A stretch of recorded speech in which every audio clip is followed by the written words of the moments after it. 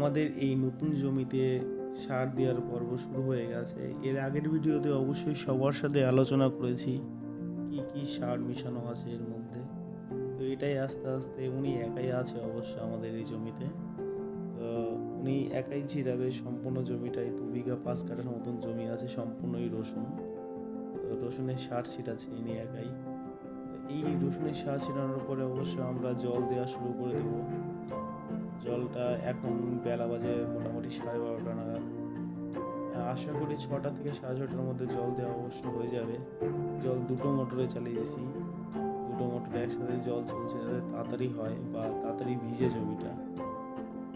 কারণ কি, যত তাড়াতাড়ি জল দিতে পারবো বা যত তাড়াতাড়ি জমিটা ভিজবে তত তাড়াতাড়ি রসুনের পক্ষে খুবই ভালো। এর জন্য দুটো মোটর চালিয়েছি। এইভাবেই চলবে মোটামুটি 6 থেকে 7 ঘন্টা নাগাদ। তারপরে দিয়ে রসুন জমি মোটামুটি কমপ্লিট হবে ভেজানো।